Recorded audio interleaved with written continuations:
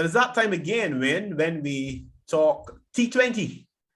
And we are at the business end now with the playoffs, the quarterfinals in the cup competition.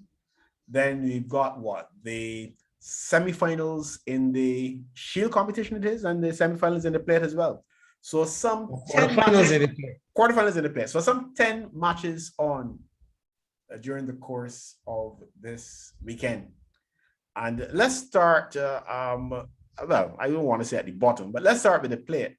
And is that the one that was closest to your heart, Vin? And that hurt, well, and yes, that broke your heart? Well, not necessarily broke my heart. I wouldn't break my heart over cricket. And these days, I mean, I understand cricket and I understand what the possibilities.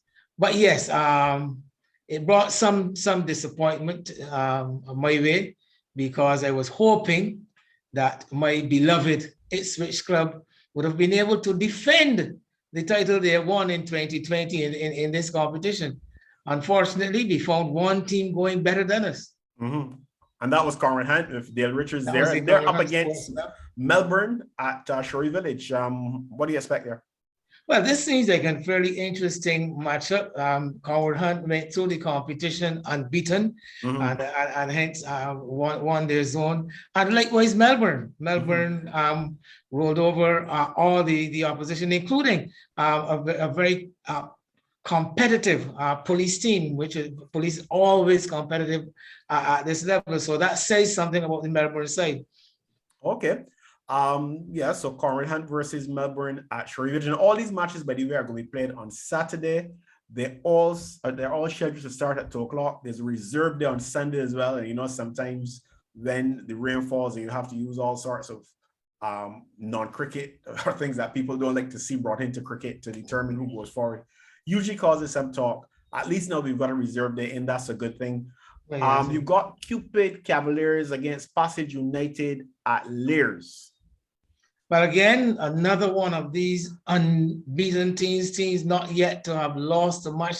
This is Cupid Cavaliers coming up against a Passage United team that something of an anomaly, you know, because Passage United lost one match mm-hmm. in the preliminaries, and it was to the Iris Walker Pioneers, the women's team that takes part in the second division competitions.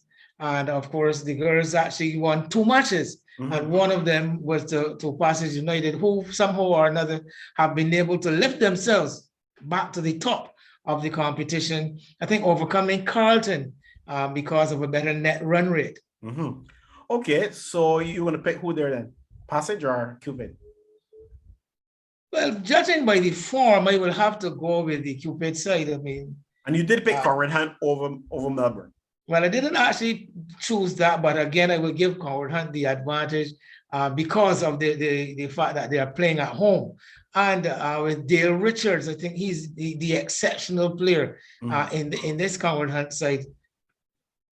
Okay, so BNOC, Barbados National Company against Greens at Woodburn. Greens are another one of these surprise teams. Remember, Greens would have been playing in the local BCA competition for the very first time. Previously, Greens would have participated at the Barbados Cricket League level, but they entered the BCA, I think, for the first time, hopefully hoping that there would have been a season last year. But this year, they've got the entry. Cricket actually came about, and they have won every one of their matches so far. BNOC, the losing finalists from 2020, back here at the playoffs again, and always a danger at this level. A very experienced team, the BNOC side, and I am going to give them the edge over Greens. Lords versus Windward at Lowlands, and this, of course, is Lowlands in St. Lucie. Lords, another one of these unbeaten teams. Nobody has been able to beat them in the zone. They have a couple of very interesting players in the side, including Khalid Springer, who a very, very experienced campaigner and always a danger at this particular level. and they are playing at home against a Windward side that would have surprised a lot of people. The club generally doing very well. We would mention Windward again in one of the other competitions. But with Lords at home, I go with Lords. Okay, so we've got that was, of course, the plate competition. And now we've got to look at the Shield competition, where Wildy will be up against Wonders at Bayfield in a semi-final contest. Well, yes, these two teams defeating some very good opposition at the quarterfinal stage, because Wanderers went up to St. John and got over the St. John cultural team, another team bolstered this year by a number of former top domestic level cricketers, the likes of Von Rick Nurse and the young the leg spinner Nikolai Charles, Patrick Brown, the former West Indies player, also turned up for St. John Cultural, but somehow or another Wonders was able to go up to St. John in the quarterfinals and get over them. Wildy, on the other hand, defeated another very competitive side, the Barbados Defence Force, who had gone unbeaten up to that stage. Both of these results, mind you, would have been, in my books, somewhat of upsets. So Wildy and Wanderers is very, very difficult one to call. So stake your neck out, Win. Wildy versus Wonders. Who are you going with? I am going to go with Wildy. Okay. Boscobel against Windward at Maxwell. Windward, that name, that club comes up again. They have been one of the surprises in this competition under the leadership, I want to say, of our player coach, Jafari Toppin, who himself has been having a wonderful tournament, and Windward have surprised quite a lot of people to get this far in the competition. Of course, Boscobel would have been the defending champions from 2020 and making it through the rounds again and winning their quarterfinal against Empire, one of the teams that had been doing very well. And they had some help. They had some help from someone we know pretty well too. Well, yes, I am seeing an Omar Phillips. Yes.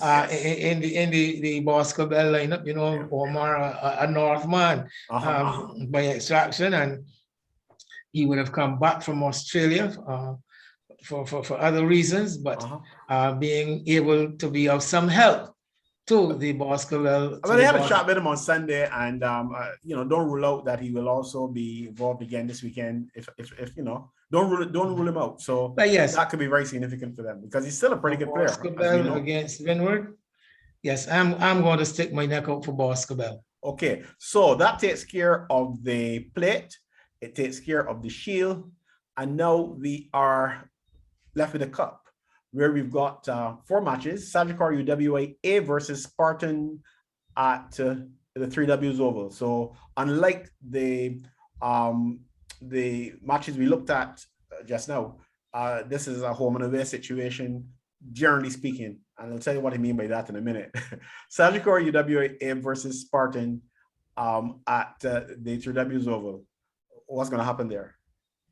Well, I expect Sagicor UWA to beat the Spartan team. Spartan has dodged a number of bullets this season. Well, yeah, they have dodged quite a number of bullets. as recently as last weekend, when they narrowly, Lords really up and down performance. Yeah. Very up and down performance from Spartan, and UWA have been on a roll.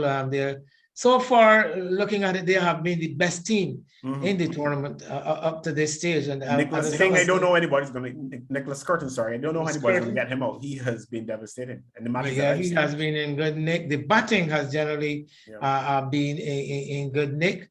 Zachary McCaskey, I think he's a big one. He's been fairly consistent in terms of chipping in, but who knows? He may choose this opportunity to go big. He's been giving them some good starts at the helm. Yeah. And as you said, Nicholas Curtin has been in the pink of form. You know, sometimes though, it is instructive that if you believe in the philosophy that every team deserves, or every team has a bad game in them. And sometimes it is best to get that bad game out of the way before you reach the sudden death stage. But at this particular point, I can't see Spartan really challenging Sagicor UWIA. Well, at the risk of Harleysman not speaking to me when next he sees me, I would say that if UWIA, if they're to get a bad game, it would hardly be against Spartan, not the Spartan side that has been so inconsistent this season. Wildy versus Sagicor UWA be at SJPA? Again, two very evenly matched sides. Wildy, although missing a couple of key players, Akeem Jordan, for instance, having to be absent from the competition. Well, doing national duty, of course. Yeah, we know he's been doing national duty, but he's a key man in their side, particularly, well, in both aspects, but particularly. Well, I can tell you, I've seen a bit of Wildy this season, and they've I don't know where they keep getting the replacements from, but they've got some talent there. Demetrius Richards seems to be coming into his own. In fact, he and the captain, Craig Sinhill, they have had something like 3 big stands, two century stands 2 weekends ago, and then another good stand on the weekend just gone, and both have been on a roll in terms of consecutive half centuries. Well, yes, they have been doing very well at the top, the batting, the likes of Jerome Jones chipping in down the order. Has not been bowling. I get the impression that there's some sort of an injury maybe carrying, but looks good with the bat. Well, yes, he's always liked batting. He's always one of these players who fancied himself with the bat. So maybe this gives him an opportunity. No, we're going with no. I don't know if you told me that. Well, we didn't say, but I'll say. I know you're trying to avoid it and climb back on that fence, but the fence is gone, man. I'll stay with Wildy. All right. So Carlton versus Pickwick at the Desmond Haynes Oval. Have they had their bad match already, Carlton? Well, Carlton, yes, I think they actually slipped up in the final preliminary. Lost to YMPC. YMPC didn't even qualify, so that tells you. Although YMPC had a guy in there who's Smith, Dwayne Smith, scored 3 centuries in this competition? 3 centuries in the competition this season, yes. Trying to get a word with him, but that didn't quite work out, so unfortunately. But yes, certainly he's been in great form, but not doing enough. It's more than one man band cricket. And well, that's it, because if you check the YMPC record, you will see that whenever Dwayne Smith did well, whenever they won, Dwayne Smith did well. Mm-hmm. And the games that he didn't do so well, they didn't do very well. And there were times when he did well and they still lost. And actually, there was one particular match I remember against Wanderers, where he blasted 100 and ended up on the losing side. Right. But Carlton against Pickwick just about making it into the quarterfinals. They had something of a fight on their hands, and with the Pickwick side, I haven't actually seen Carlton play. But from all reports and the record, and having seen Pickwick, I would like to tend to believe that a team doing as well as Carlton must be playing a lot better than what I saw when I did have a look at Pickwick. Well, I've seen both of them, and definitely I would go with Carlton. But Pickwick is a good enough side that they will feel they're in it and could cause an upset. But I would start by going with Carlton for sure. So then we come down to Empire versus Yorkshire at Bank Hall. Empire at home, always a handful with a Kevin Stoke in very good form and actually taking over the leadership there at Bank Hall, even if not officially the moral leader of this Empire outfit.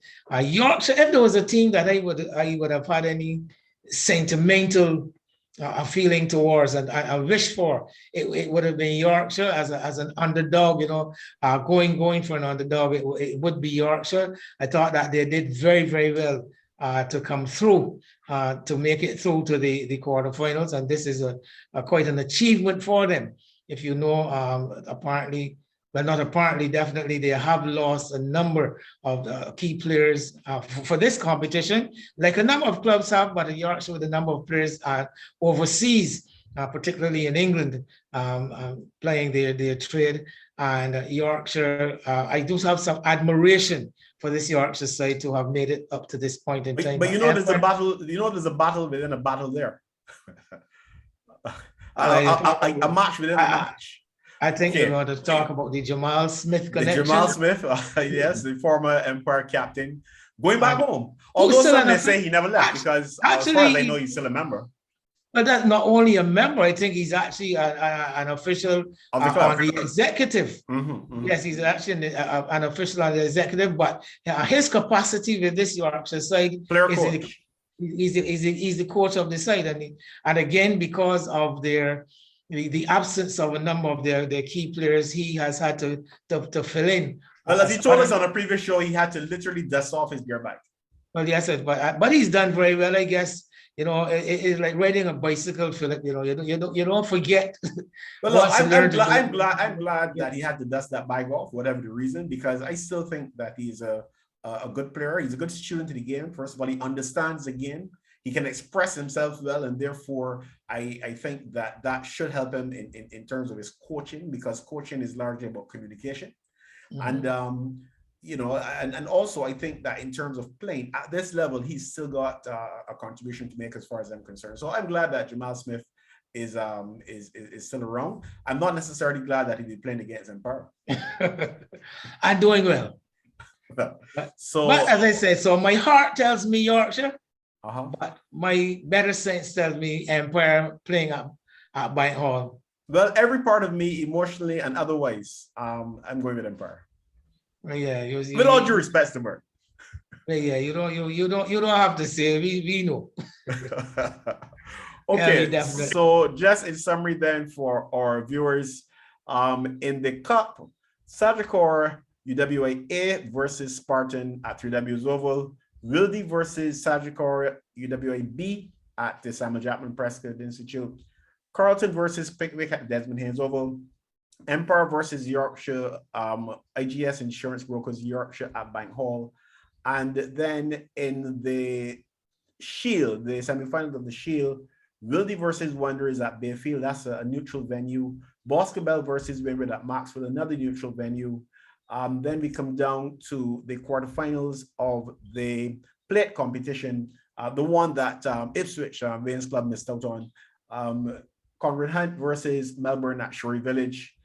Cupid Cavaliers versus Passage United at Lears, BNOC versus Greens at Woodburn, and Lords versus Windward at Lowlands. Again, you know, one side benefiting from the home advantage. But I made a comment earlier when we were talking about the cup. I said home advantage to some extent.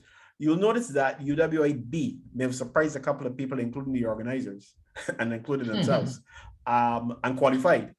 And my understanding is that, well, not my understanding, the reality is that you get the home advantage based on your positioning. On your positioning. Yeah, obviously UWA-B and UWA-A would both have a challenge playing at home if the matches are to be played at the same time.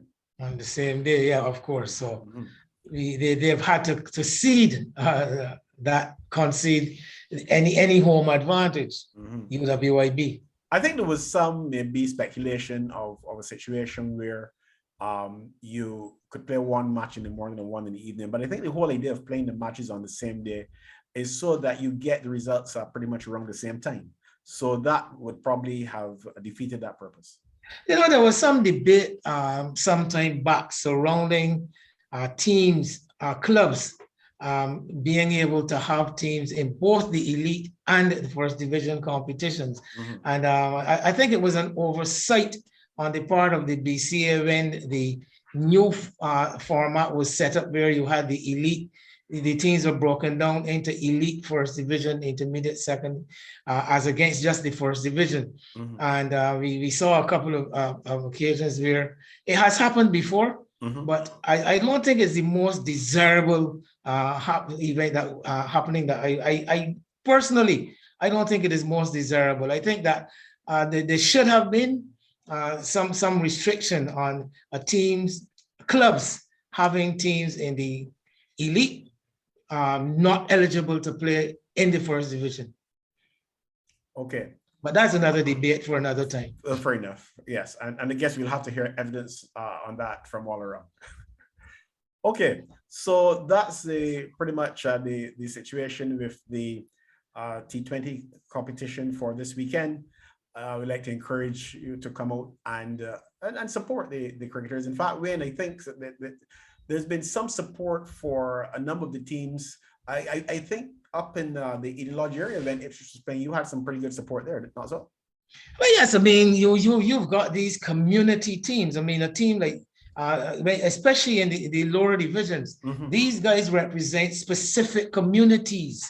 You know, a team like Greens, a team like Melbourne, the Conward Hunt Sports Club. I mean, you call it, and there it is. And unlike some of the bigger clubs, you know, which draw their membership from far and wide and don't identify with any particular area or any particular community. Yeah. But so you've been having some strong following for some of these community teams at the lower levels in particular.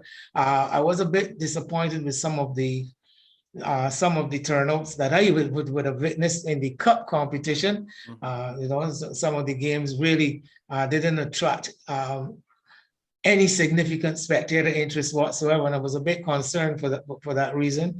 But then again, there would have been other games which did have some very good followings. Yeah, and I guess too, you still got to factor in the whole COVID thing. I think some people haven't really gotten back into the groove as yet, and even before that, spectatorship in local cricket wasn't that great, except, you know, as you said, in some of the lower divisions. But you know, at least those who prefer not to come out, they've got a good option. They can stay home and listen to us. Better yet, I mean, when I say listen to us, I'm talking about the BCA's coverage on weekends. The BCA has been covering the primarily the cup matches, with some mention of the lower divisions. But this weekend, they'll be covering all of the matches in the playoffs. So you have that option. But I think the best option, Wayne, is to go on the road and watch a game. Take your radio with you. Your transistor radio. You still call them that? The transistor radios?